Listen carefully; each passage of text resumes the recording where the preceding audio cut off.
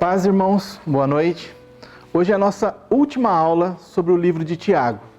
Nós vamos estudar o capítulo 5 do livro de Tiago, continuando então os estudos sobre o livro de Tiago. Eu queria que você estivesse vindo comigo nessa viagem, nesse estudo, na conclusão do tema.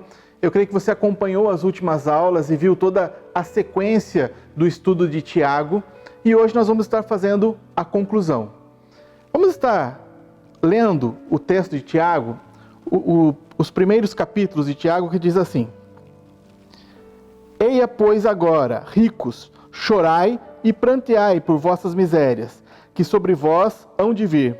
E as vossas riquezas estão apodrecidas, e as vossas vestes estão comidas da traça. O vosso ouro e a vossa prata se enferrujaram, e a sua ferrugem dará testemunho contra vós, e comerá como fogo a vossa carne. Entesouraste para os últimos dias. Eis que o salário dos trabalhadores que ceifaram as vossas terras, e que por vós foi diminuído, clama, e os clamores do que ceifaram e entraram nos ouvidos do Senhor dos Exércitos. Deliciosamente vieste sobre a terra, e vos deleitastes e ceifastes o vosso coração, como num dia da matança. Condenastes e matastes o justo, e ele não vos resistiu. Como você ouviu em outras aulas, a Epístola de Tiago é uma carta escrita de forma geral, para todos os judeus convertidos. Em especial, a carta de Tiago está sendo escrita para judeus que estão na dispersação. Eles foram dispersos, eles estão fora da sua terra por conta da perseguição que eles estão sofrendo. E isso fez com que eles se afastassem, e agora Tiago está escrevendo uma carta para eles, passando uma série de condutas para que eles sigam como povo de Deus. O interessante para que você pense a respeito do livro de Tiago, como já foi falado também nas outras aulas, é que o livro de Tiago, muito provavelmente, foi escrito por Tiago, o irmão de Jesus, também chamado de Tiago o Justo. Ele, como irmão de Jesus, só veio a se converter ao Evangelho depois da ressurreição de Cristo. E é interessante que quando nós lemos a carta de Tiago, nós vemos muitas referências a ensinos do próprio Senhor Jesus. Para você ter uma ideia, há 15 referências indiretas ao Sermão do Monte. Então mostra que Tiago estava muito ligado àquilo que o Messias tinha ensinado, àquilo que o Mestre tinha ensinado, embora nunca tivesse estado com o Mestre na condição de Mestre. Pode ter vivido e convivido com ele na condição de irmão de Jesus, mas não foi um discípulo direto de Jesus. A conversão dele só se dá após a ressurreição de Cristo. Isso deixa claro para mim e para você que o discipulado que Tiago recebeu após a sua conversão foi um discipulado muito eficaz, porque ele passa a ser um dos líderes da igreja primitiva que então nascia, passa a ser um daqueles que junto com os discípulos passa a ensinar a igreja de Cristo. Tiago ele tinha uma boa preparação e um bom conhecimento dos profetas e um bom conhecimento da Torá. E ele passa a trazer um ensinamento para a igreja e passa a exercer liderança sobre a igreja. Tiago, então, como o próprio apóstolo Paulo vai falar, passa a ser uma das colunas da igreja, um dos pilares da igreja que estava nascendo e estava se fortalecendo. Então Tiago faz o quê? Passa a escrever uma carta à igreja que está sendo perseguida e dispersa para longe da sua terra, para que ela mantenha a sua fé, e passa a traçar alguns ensinamentos. Quando nós chegamos no capítulo 5, que é esse que nós lemos os primeiros versículos, ele passa a trazer uma série de orientações para a igreja.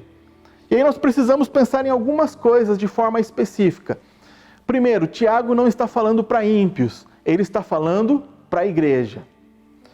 Em segundo lugar, ele não só está falando para a igreja, mas está falando para uma igreja que está sendo perseguida e que está passando por dificuldades, que está sendo assolada pela perseguição. E muito provavelmente os cristãos estão amedrontados por aquilo que está acontecendo com a igreja. E em terceiro lugar, ele está ensinando uma igreja que acabou de nascer a ser igreja. Se você parar para pensar que esse livro foi escrito entre o ano 45 e 50 depois de Cristo, nós estamos falando algo em torno de 12 a 15 anos depois da ressurreição de Cristo. Ou seja, é uma igreja que está nascendo. A igreja está aprendendo a ser igreja e Tiago está ensinando a igreja a ser igreja. Nós vamos dividir o capítulo 5 em 4 pontos. Na verdade, pontos que são o que está escrito na própria Escritura. Não vamos inventar nada novo, apenas subdividir os temas que ele usa no capítulo 5, para que fique fácil para que eu e você possamos entender o que Tiago está querendo transmitir, o que ele está querendo passar para a igreja que ia ler as cartas. A primeira coisa que ele faz é tratar das riquezas adquiridas de forma injusta. Nós temos que pensar que quando ele está falando para judeus, especificamente, e começa a traçar essa pregação, essa ministração inicial sobre as riquezas adquiridas de forma injusta, você precisa tentar pensar no contexto daquela época. Primeiro, você tinha, como no caso de Mateus, um dos discípulos, publicano se convertendo. E publicano oprimia o povo judeu na cobrança dos impostos, muitas vezes cobrando impostos de forma excessiva. Um outro publicano que se converte é Zaqueu. Então ele está pregando para pessoas que se converteram, mas que tinham como prática usual na sua vida adquirir riquezas de forma injusta ou de forma ilícita. Muitas vezes oprimindo o seu trabalhador. Você tinha no contexto daquela época judeus que praticamente escravizavam outros judeus, onde o serviço que aquele judeu prestava a um outro era só diferente do escravo porque ele não tinha sido comprado. Mas a parte serviçal era muito parecida com a de um escravo. Então Tiago começa mostrando uma condenação para o cristão ou para a igreja que está agindo com essa mesma prática, dizendo que o clamor daqueles que estão sendo oprimidos está chegando no ouvido de Deus e que o juízo virá e que a cobrança virá. Se você se atentar às Escrituras, é aquilo que eu disse no início, Tiago estava muito ligado aos ensinamentos de Jesus, sem ter sido um discípulo direto de Jesus. Ele repete praticamente aí o que está dito por Jesus em Lucas 18, de 18 a 30, que é quando Jesus confronta o jovem rico, e ele fala para o jovem rico que só falta uma coisa para ele então se tornar um discípulo, que é vender tudo que tem e passar a seguir o mestre, e esse jovem se vira e vai embora porque era dono de muitas riquezas, e Jesus fala, olha, quão difícil é um rico entrar no reino dos céus. É mais fácil um camelo passar pelo fundo de uma agulha do que um rico entrar no reino dos céus. Os discípulos começam a questionar o assunto e ele fala, olha, o impossível para os homens é possível para Deus. É difícil, mas não é impossível. Outro texto que praticamente está sendo parafraseado aqui e fica mais claro quando se trata de ferrugem e das coisas que se corrompem na terra, está em Mateus 6, de 19 a 24. Quando Jesus está falando de juntar tesouros nos céus, onde a traça e a ferrugem não corroem, onde os ladrões não minam nem roubam. E fala, olha, onde está o teu tesouro? Aí vai estar também o teu coração. Então o que Tiago está fazendo é trazendo um dos ensinamentos do próprio Cristo para a igreja daquela época e alertando contra as riquezas adquiridas de forma irregular, indevida, com opressão contra uma outra pessoa. Nós vivemos tempos hoje em nossa nação onde em muitos momentos isso fica muito claro. A opressão por se adquirir riquezas, pessoas passando uma por sobre as outras, em situações corriqueiras do trabalho, uma promoção é capaz de fazer com que alguém faça coisas inimagináveis para que o outro seja prejudicado e a promoção seja minha. Onde as pessoas fazem coisas inimagináveis para conseguir dinheiro, para conseguir riqueza. A venda de bens que já estão estragados, escondendo o vício que aquilo lá possui, seja um vendedor de veículo, um vendedor de imóvel, um vendedor de uma bicicleta ou de qualquer outro bem. Nós, como cristãos, temos que ter nessa terra um agir totalmente diferente com relação às riquezas. A visão que Cristo coloca para nós e que os discípulos colocam para nós como igreja é que nós somos mordomos das riquezas que Deus coloca em nossas mãos. Nós somos meros administradores e essas riquezas e os bens que Deus possa colocar em nossas mãos têm uma finalidade: servir o próprio reino de Deus. Sermos abençoados para abençoar, sermos providos para também poder prover. Isso faz parte do reino de Deus. O alerta de Tiago é um alerta profundo para a igreja. Para aquela igreja que está se restabelecendo como igreja, embora perseguida e dispersa, para que cada um, ao se restabelecer, tome cuidado com a forma com que adquire riquezas. Esse é o primeiro ponto que Tiago está passando para a igreja. O segundo ponto, que está nos versos de 7 a 11, Tiago vai trabalhar a paciência. E olha como ele trabalha a questão da paciência. Sede, pois, irmãos, pacientes até a vinda do Senhor. Eis que o lavrador espera o precioso fruto da terra, aguardando com paciência, até que receba a chuva temporã e a seródia. Sede vós também pacientes, fortalecei o vosso coração, porque já a vinda do Senhor está próxima. Irmãos, não vos queixeis uns com os outros, para que não sejais condenados. Eis que o juiz está à porta. Meus irmãos, tomai por exemplo de aflição e paciência os profetas que falaram em nome do Senhor. Eis que os tempos por bem-aventurados os que sofreram. Ouvistes qual foi a paciência de Jó, e vistes o fim que o Senhor lhe deu, porque o Senhor é muito misericordioso e muito piedoso.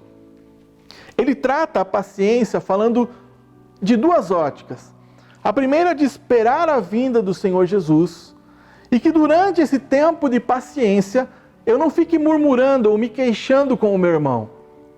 Tiago está trabalhando a questão da paciência, numa ótica de esperar o Messias e viver essa paciência aqui na vida terrena.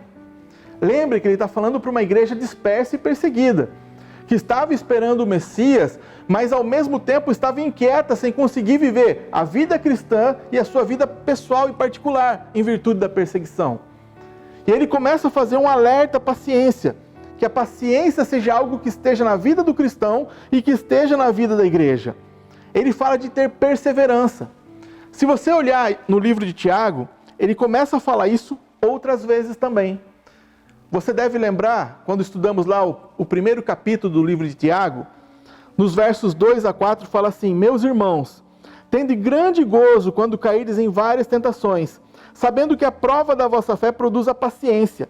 Tenha, porém, a paciência sua obra perfeita, para que sejais perfeitos e completos, sem falta de coisa alguma.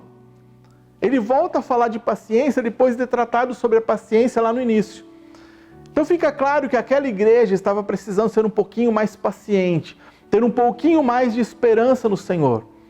Como eu disse também, o livro de Tiago mostra que Tiago tinha um bom conhecimento das Escrituras, principalmente do conjunto de livros chamados proféticos, ou livro dos profetas, e da Torá, que são os 5 primeiros livros das Escrituras. Ele chama a atenção deles para que olhem para a paciência que os profetas tiveram. E é interessante que a maioria dos profetas escreveu para Israel, ou agiu profeticamente com Israel, quando Israel estava em exílio. Tinha perdido a sua terra e precisava voltar para a sua terra, trazendo uma palavra de arrependimento, mas também uma palavra de paciência. A palavra que Tiago está levando para eles, olhar para os profetas, é: vocês estão dispersos, mas tenha paciência.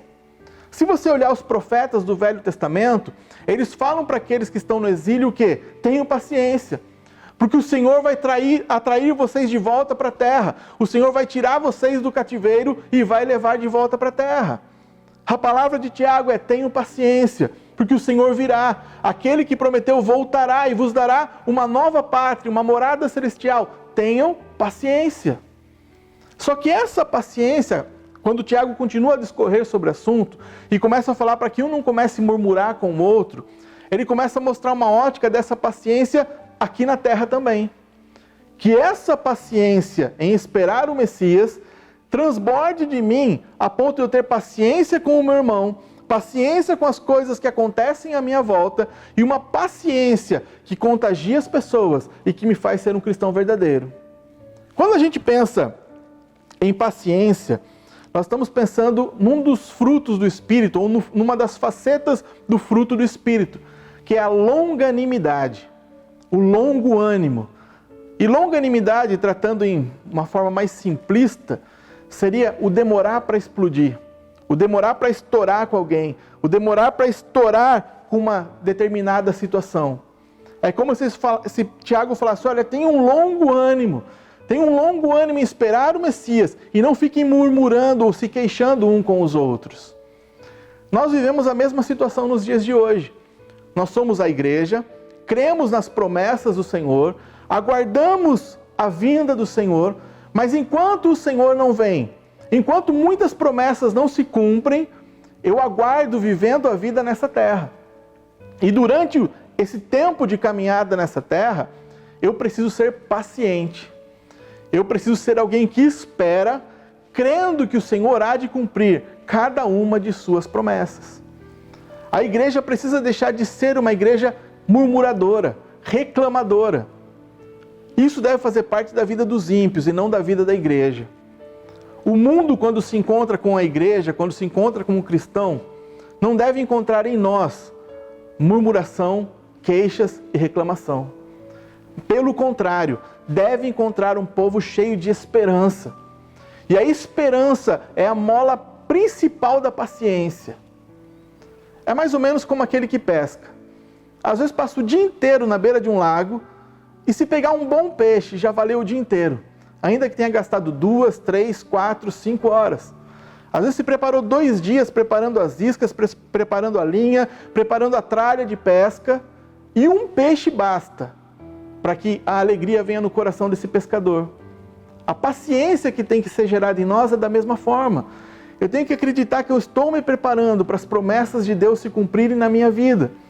Algumas promessas são para o hoje, algumas promessas são para este momento da minha vida, promessas de restauração, promessas de bênção, promessas de cura, de prosperidade, são para este momento da minha vida, mas há uma promessa maior do que todas as outras, de que o Messias virá, de que Cristo virá e levará a sua igreja em glória com Ele. É essa promessa que tem que mover o meu coração. É essa esperança de que aquele que prometeu vai cumprir as promessas. Então Tiago está alertando a igreja, sejam pacientes.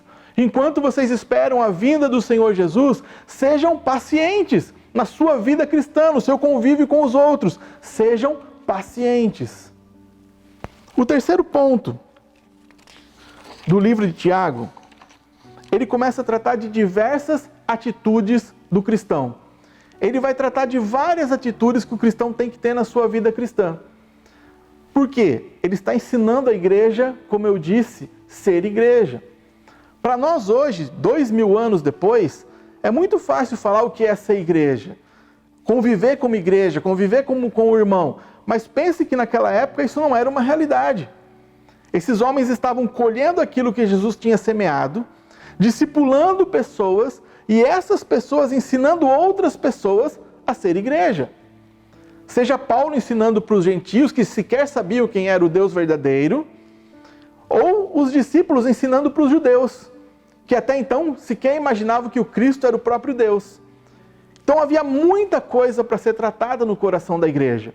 E Tiago começa a trazer alguns ensinamentos. Ele vai fazer isso do versículo 12 ao versículo 16. E vai falar assim: mas sobretudo, meus irmãos, não jureis nem pelo céu, nem pela terra, nem façais qualquer outro juramento, mas que a vossa palavra seja sim, sim e não, não, para que não caiais em tentação. Está alguém entre vós aflito? Ore.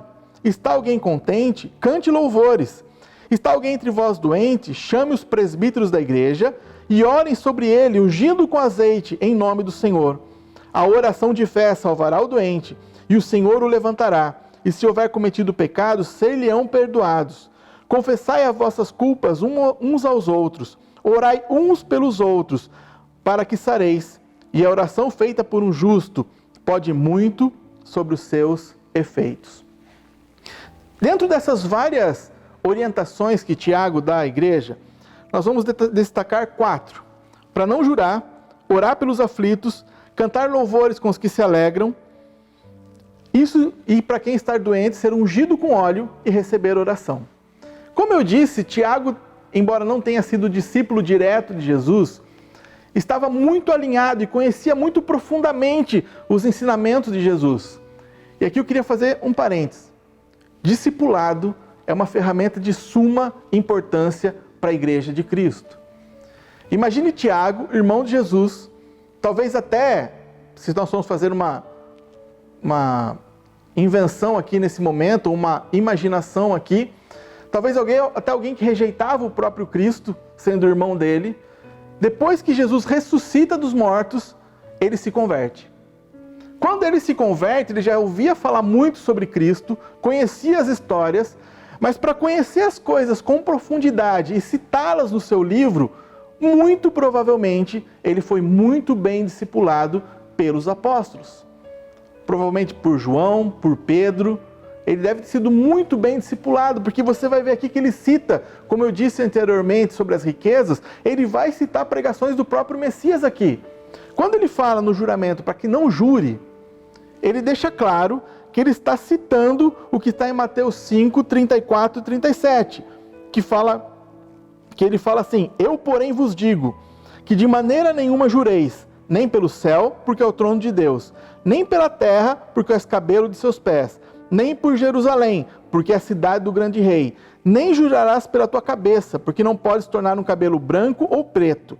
Seja, porém, o vosso falar sim, sim e não, não, porque o que passa disso é de procedência maligna. Olha que interessante o final de Mateus, Jesus falando: seja o seu sim, sim e o seu não, não, porque o que passar disso é de procedência maligna. Olha o que Tiago fala quando ele escreve a carta: para que seja o seu sim, sim e o seu não, não, para que você não caia em condenação. É como se ele estivesse parafraseando o Messias, sem ter convivido com o Messias. E o que o juramento importa para nós? Às vezes nós caímos em condenação, como Tiago fala, em pequenas coisas. Às vezes nós queremos guardar grandes coisas e devemos guardar grandes ensinamentos, mas podemos cair em pequenos ensinamentos. Quantas pessoas aqui já juraram num jogo de futebol que não foi gol? Já juraram que não foi lateral? Ou já juraram que viram um acidente? Ou já juraram que fizeram alguma coisa ou deixaram de fazer alguma coisa? E a Bíblia fala para que você não jure. A sua palavra para as pessoas tem que ser ou sim ou não. Se querem acreditar ou não querem acreditar, o problema não é seu. Mas segundo as Escrituras, você não deve jurar. Juramento é algo que não deve estar na sua boca, porque o que nós vemos aqui não é uma sugestão, é uma ordem de Tiago. E não só uma ordem de Tiago, Tiago está replicando aqui uma ordem que Cristo já tinha dado aos discípulos. Então, quando nós olhamos para essa questão do juramento, é algo muito grave para a igreja de Cristo hoje. A igreja tem se alinhado com o mundo quando ela passa a ter que jurar para confirmar aquilo que ela falou. Quer ser um cristão autêntico? A sua palavra tem que ser: eu vi, eu deixei de ver e ponto final. Não acredito, problema de quem não acredita. O seu problema ou a sua vontade é falar a verdade. O que tem que estar no teu coração é falar a verdade. Se vão acreditar ou não, não é problema seu. O seu problema começa a acontecer quando você jura para confirmar a tua palavra. E isso está nas Escrituras. Não jure. Ensinamento de Tiago e ensinamento do Messias. Um outro ponto que ele vai ensinar aqui, e que eu acho bem interessante, ele vai falar de orar pelos aflitos, cantar louvores com quem se alegra e ungir com óleo os enfermos. Quando eu leio esse texto de Tiago, eu acabo lembrando do texto de Isaías 61, de 1 a 3. Olha qual era a missão do Messias. O Espírito do Senhor Deus está sobre mim, porque o Senhor me ungiu para pregar boas novas aos mansos, enviou-me a restaurar os contritos de coração e proclamar liberdade aos cativos e abertura de prisão aos presos, a pregoar o ano aceitável do Senhor e o dia da vingança do nosso Deus, a consolar todos os tristes e ordenar acerca dos tristes de Sião, que lhes dê ornamento de cinza, óleo de gozo por tristeza, vestes de louvor por espírito angustiado, a fim de que se chamem árvores de justiça, plantação do Senhor, para que ele seja glorificado. Quando eu olho para esse texto, orar pelos aflitos, cantar louvores com que se alegram e ungir os doentes com óleo, eu vejo que Tiago nada mais está falando para a igreja sejam discípulos de Cristo. Façam com o mundo e façam com as pessoas que te cercam aquilo que é o chamado de Cristo. Eu preciso aprender a orar com aqueles que estão aflitos. E aqui nesse tempo de pandemia, eu queria que você pensasse quantas promessas de oração você já fez por alguém e que você não cumpriu. Quantas vezes no Facebook, no WhatsApp, você colocou: estou orando por você, e sequer você lembrou de orar? Quantos comprometimentos com famílias que estavam lutando com pessoas internadas no hospital você fez de: eu vou orar por você, e você sequer lembrou de orar pela pessoa. O mundo precisa de uma igreja que ore. O mundo precisa de uma igreja que dobre os joelhos. Quem está aflito, quem está enfermo, quem está no hospital, quem está enlutado, precisa de uma igreja que ore de verdade. Não apenas que fale que vai orar, mas que passe a orar. A igreja precisa chorar com os que choram e se alegrar com os que se alegram. A dor do outro precisa ser a minha dor e eu descarrego essa dor através da oração. É colocando diante do Senhor. Alguém está alegre, alguém está feliz, alguém está jubiloso dentro da casa de Deus, então vamos levantar louvores ao Senhor. Vamos glorificar aquele que dá a vida, aquele que cura, aquele que restaura, aquele que abençoa, aquele que transforma.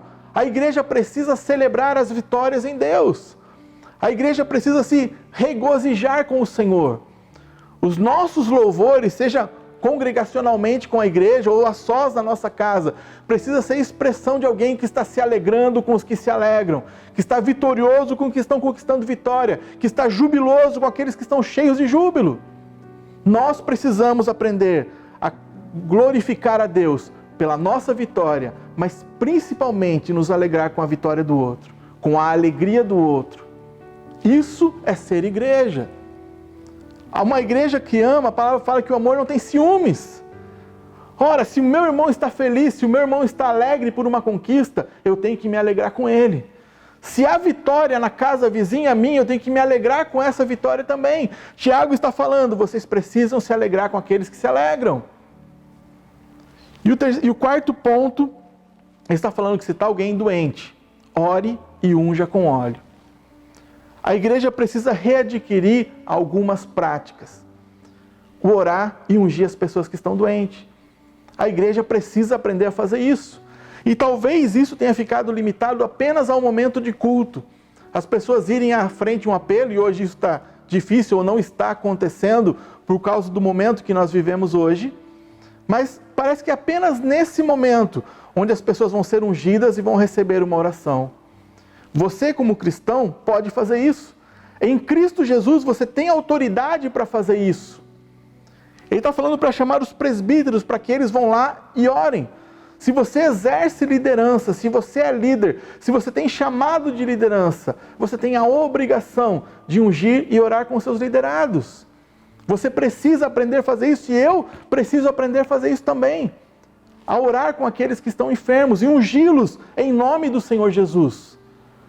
Lembre, não é o óleo que tem poder, mas o nome de Jesus. O óleo é um simbolismo da presença do Espírito de Deus, da presença de Deus naquele momento e na vida daquela pessoa. Então, Tiago está ensinando a igreja a ser igreja, como eu já disse. A orar, a cantar louvores, a ungir com óleo. Ele está ensinando como a igreja deve proceder em cada uma dessas situações. E a minha pergunta para você é, até aqui, você tem se encaixado naquilo que Tiago tem falado? Isso tem sido uma prática comum na sua vida, na minha vida, na vida da igreja? Essas coisas são comuns na nossa vida? Para falar a verdade, eu creio que não. Eu creio que isso não é algo comum nas nossas vidas, mas que nós precisamos tornar comum isso, para que a prática cristã faça parte das nossas vidas. Outra coisa que Tiago vai falar, já terminando esse bloco de orientações, ele fala que, olha, confesse as vossas culpas uns aos outros e que a oração do justo pode muito em seus efeitos. Meu irmão, quando a gente fala de oração do justo, a gente fica pensando talvez numa pessoa que seja aquela que tem o menor número de falhas da história da humanidade e que talvez isso seja algo para poucos. Tiago mesmo tinha um apelido de Tiago o Justo. Mas a justificação que as Escrituras falam não é uma justificação pelo meu esforço ou pela minha prática, mas uma justificação pelo sangue de Cristo. Isso vai estar em Romanos 5, de 1 a 4, segundo a palavra de Paulo, que diz assim: sendo, pois, justificados pela fé, temos paz com Deus, por nosso Senhor Jesus Cristo, pelo qual também temos a entrada pela fé, e esta graça na qual estamos firmes, e nos gloriamos na esperança da glória de Deus. E não somente isso, mas nos gloriamos na nossa tribulação, sabendo que a tribulação produz a paciência, e a paciência a experiência, e a experiência a esperança. De novo, a palavra paciência. Você começa a entender como o ensinamento dos apóstolos está interligado, como escrevendo em épocas diferentes, para pessoas diferentes, eles estão falando exatamente a mesma coisa para essas pessoas, o que é ser igreja, como é viver igreja. Então, se você é justificado em Cristo Jesus e tem uma vida com Ele, a sua oração tem muitos efeitos. Eu preciso aprender a abrir o meu coração com o meu irmão, crendo que Ele vai me abençoar. O que Tiago está falando para a igreja é que precisava haver uma troca, onde eu e meu irmão pudéssemos trocar os nossos problemas, as nossas dificuldades, inclusive confessar as nossas falhas e orar uns pelos outros, para que fôssemos abençoados pelo Senhor Jesus. Isso é prática de igreja.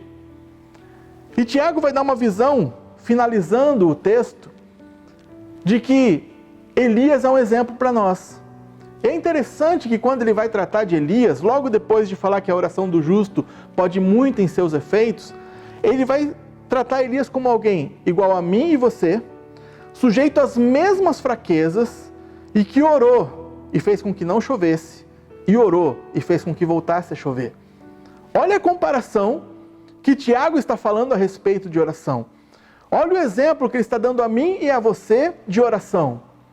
Ele vai tratar como exemplo Elias, e vai falar assim, nos versos 17 a 20. Elias era homem sujeito às mesmas paixões que nós.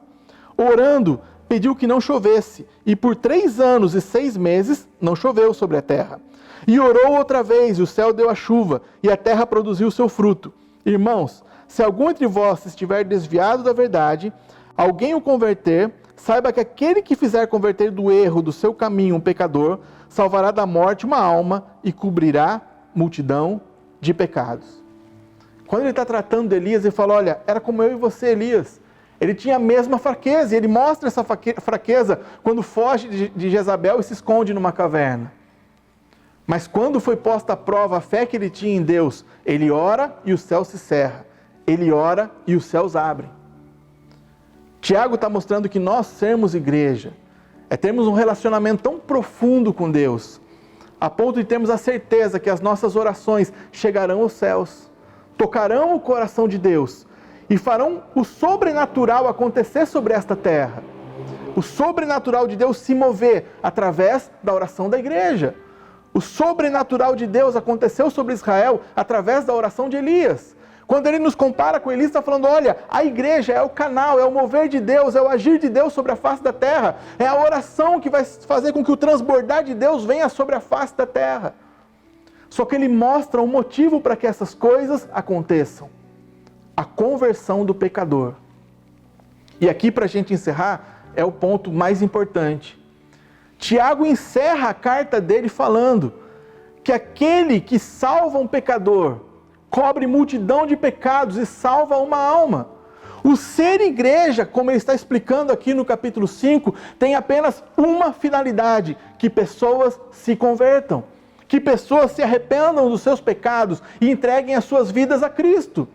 É só uma igreja como essa que ele narra aqui, que tem essas características de fé, de paciência, de perseverança, de oração, de chorar com os que choram, de se alegrar com os que se alegram. É só uma igreja dessa forma que pode levar o evangelho de poder ao pecador e mostrar ao pecador que Cristo salva e restaura vidas.